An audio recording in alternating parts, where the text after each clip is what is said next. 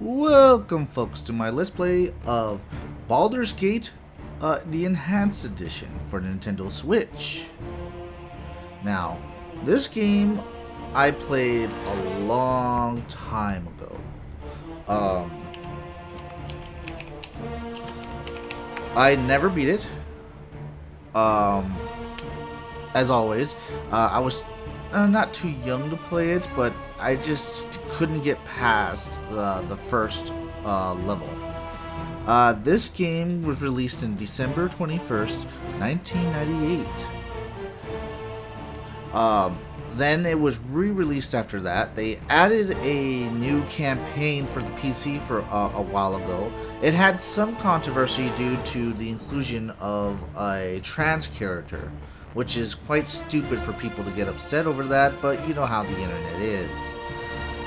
After a while, they ported it to the console. So we're going to see how it plays with the console. So let's hop to it, shall we? Baldur's Gate. Now it has all the expansions for each of them. The Black Pit and Dragon Sphere. It has the same thing for Baldur's Gate 2. Shatter of Arm and Throne of Bhaal. And the Black Pits too. So we're going to try and get through all this, and unlike my Let's Play of Pillars of Eternity, we're actually going to try and do as much as we can.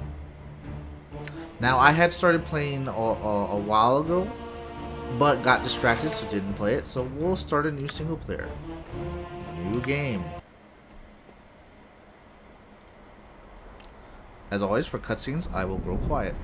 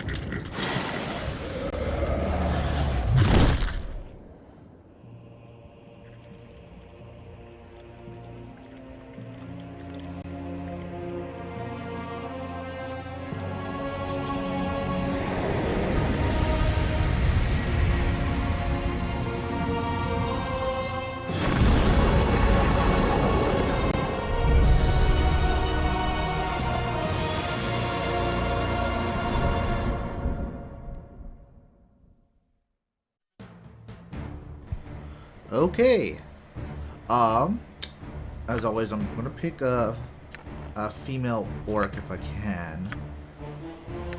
Yes, I can, but I think they only have one female orc portrait, which is really stupid, but they always do that. They got some cool ones. Race. Half orc. Done. Class. So, you can't be paladin as an orc because this is 3rd edition or 2nd edition, one of those two. This has Thaco. If you don't know what Thaco is, it's kind of confusing. It's the negative armor is better than positive armor, the way they have it set up. Some races have class restrictions and alignment restrictions as well, if I believe correctly. So if you're used to 5th edition or even like 4th edition, you're going to be completely confused. As you can see, she may wear helmets, may wear any armor, and may only use non-bladed, non-piercing weapons. So as a cleric, she cannot use a sword or any of that stuff. Whereas in 5th edition, you could just use, simple weapons or whatever they say. And there's certain weapons that you can use for that. In this, you cannot. She may turn undead and may cast priest spells. May only become proficient one slot in the weapon class. May only become proficient one slot in any fighting style. We're going to do that. Now, class kit. The cleric is generic. This is a generic one. This is for Talos. Talos is the evil god of storms and destruction and rebellion. Clerics of the Storm Lord warn that Talos must be appeased or he will rain destruction upon the land. Advantages I get for this is I may cast Lightning Bolt once per day, gain 1 use at level 1, and additional use for every 5 levels thereafter. May cast Storm Shield once per day, gain 1 use at level 1 and additional use at every 10 levels thereafter. Storm Shield. This spell lasts 1 round per level of the caster and protects the caster from lightning, fire, cold, and normal missiles. Disadvantages. Alignment restriction to neutral evil, chaotic evil, and chaotic neutrals. Excuse me. Let me get some water real quick.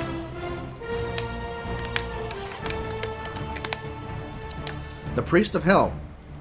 Followers of this neutral god of watchers and protectors are warriors in their own right.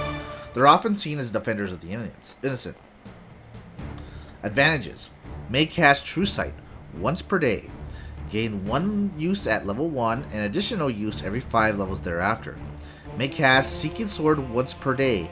Gain 1 use at level 1 and additional uses every 10 levels thereafter. Seeking Sword. This spell creates a sword in the cleric's hand and cannot be dropped or unequipped. This sword is enchanted as a +4 weapon and provides a +4 tackle bonus, but no damage bonus. It deals 2d4 damage to any target it hits. The weapon sets as the cleric's number of attacks per round to 3 and lasts for 1 round per level. While it is equipped, the wielder cannot cast further spells. Disadvantage. Alignment restricted to lawful good, lawful neutral, lawful evil, and true neutral. Priest of Lathander. Lathander is a good god of renewal and creativity and youth, and is celebrated nearly everywhere. His followers are very popular throughout the realm, and there are numerous wealthy temples devoted to him. Advantages. May cast Hold Undead once per day. Gain 1 use at level 1 and additional use every 5 levels thereafter.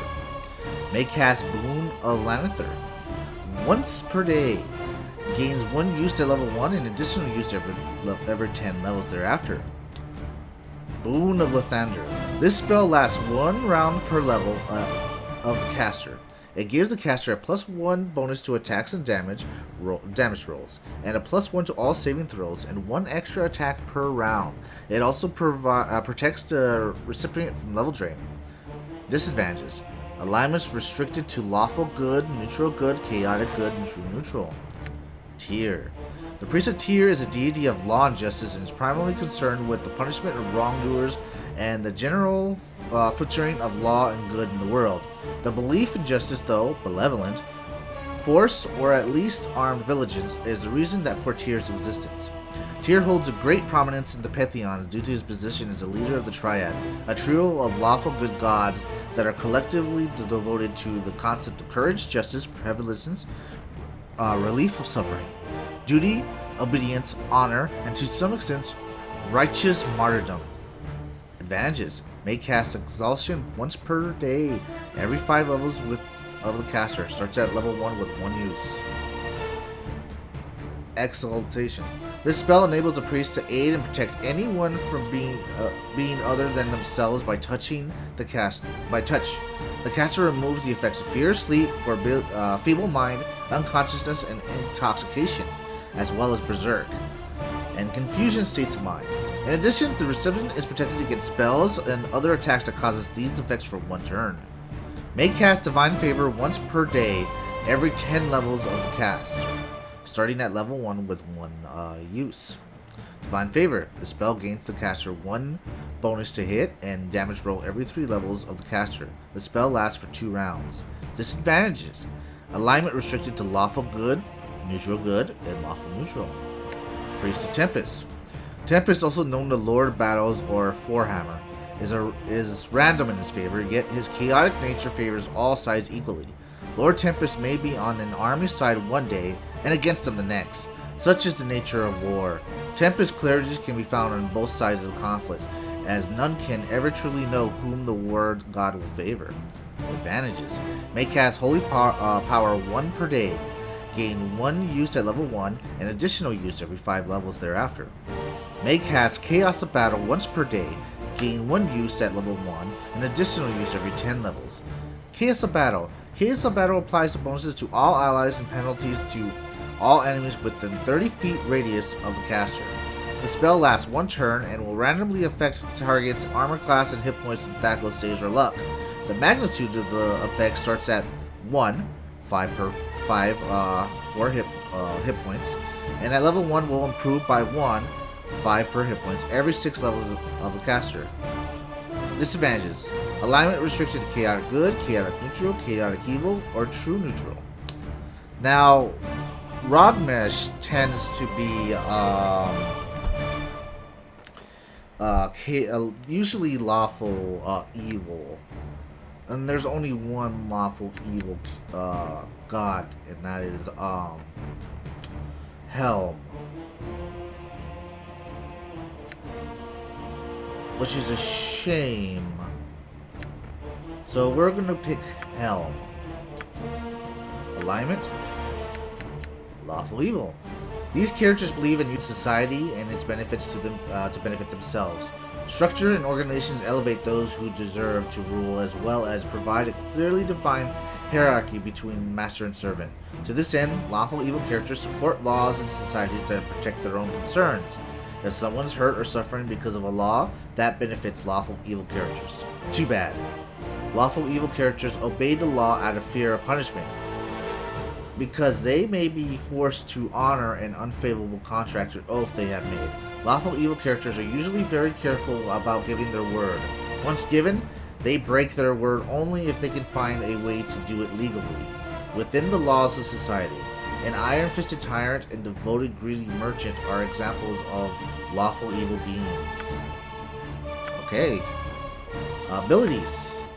Okay, now this is where it's gonna get really tough. The fires, druid, bard, priest, mage, ranger, thief, fighters. I think we're considered priests, so wisdom and charisma we want.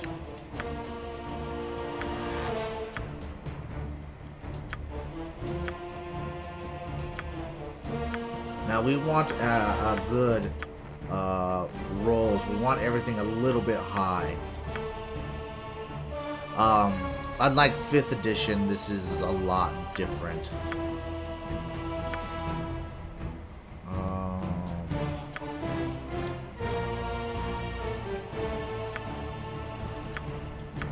We want to get charisma and wisdom high.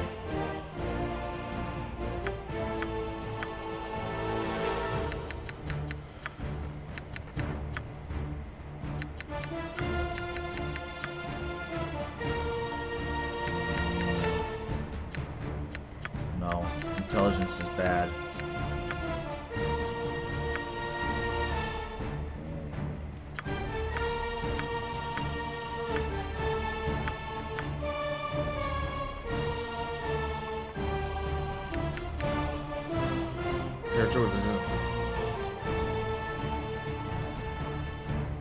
Okay, I think this looks good. We'll store this.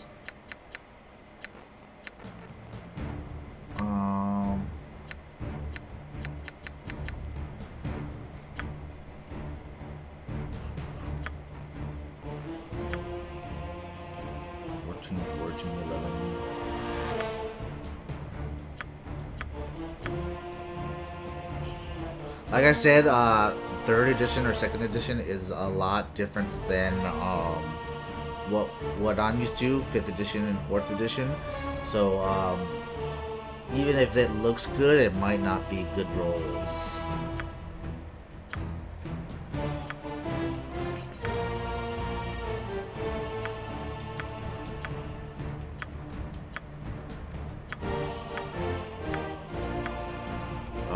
Let's see.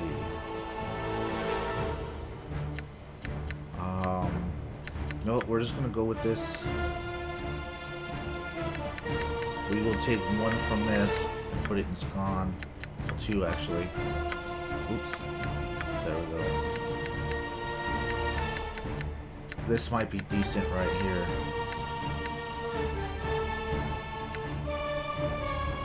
You know what? 1 second. Okay, I was just checking on something. It's wisdom that there's primarily used. Oops. So we want this high right here. Everything else looks fine, I think. Alright, we'll take that, put it into con, so we can have better health, good strength, dexterity. Alright. Hopefully this is okay. Alright,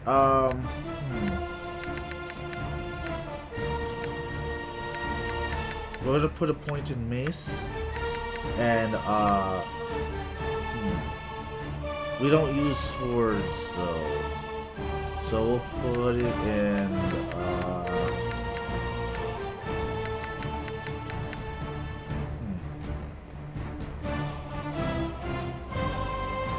No, we can put it in here. So, we're done with that. Alright, priest spells. We're gonna want bless. Cure light wounds. And Shillelagh. Appearance. We'll leave her like that. Sample. All will die. Your life shall be mine. You don't stand a chance. Go, go, go! Everybody listen to me now. Let's do something. All will die. None other than me should be in this place. Ugh, I shall be asleep on my feet if I do not rest soon. I find this inactivity extremely I wonder if the frustrating. voice actress is Laura Bailey. She kind of sounds like her. I really must get proper treatment for my wounds. What? Death will come swiftly for you. No, definitely not. Who's in for it now? It's about time you recognize my superior qualities. Yes. Name.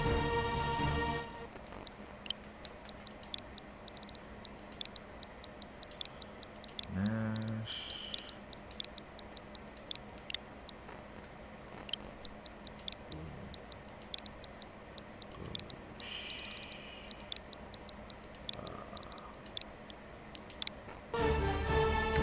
Done. Okay. Now, if you wanted to, you could create your own party and not have any of the characters that you can meet in here, but I prefer to have all the characters. Story mode, easy mode, normal, core rules, hard, insane, and legacy about. We're going to do easy, just because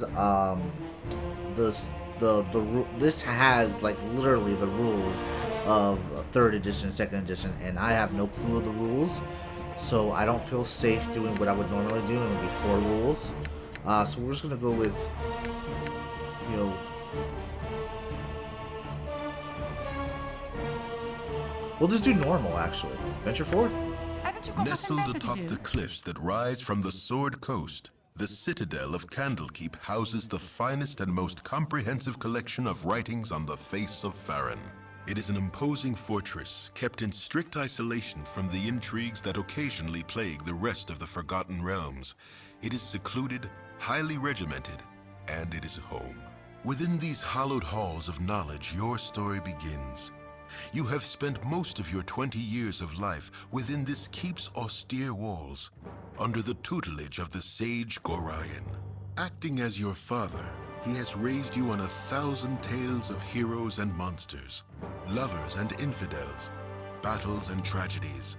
However, one story was always left untold, that of your true heritage. You have been told that you are an orphan, but your past is largely unknown. Lately, Gorion has been growing distant from you, as if some grave matter weighs heavily on his heart. You have asked about his concerns as gently as possible, but your queries have been in vain. Your sole comfort is the knowledge that he is a wise man, and you know he will tell you when the time is right. Nonetheless, his silence is troubling, and you cannot help but feel that something is terribly wrong. Today, Gorion has appeared more agitated than ever, and now he has uncharacteristically interrupted your chores in the middle of the day, imparting hurried instructions for you to equip yourself for travel. He has handed you what gold he can spare, but given no clue as to why. Nevertheless, you now stand before the Candlekeep Inn, ready to purchase what you need for an unplanned and unexpected journey. Interesting. So we're an orphan in this, and we don't know our heritage or lineage. It would make sense being a half orc. We were raised by Gorion, and it seems like something is happening, and we're gonna have to leave. But we will find that out later. So, as always, folks, I hope you're excited for this new playthrough. We're gonna try and do everything in this. And I only have 8 hit points. Huh. Well, hopefully that's not too bad in this game. If it is, oh shit, we're in for it. Anyways, everyone, if you're new here and got to the end, thank you. Hit the thumbs up if you like, thumbs down if you dislike, hit that bell thing so it ring, subscribe, and I will see you next time. Hop you later.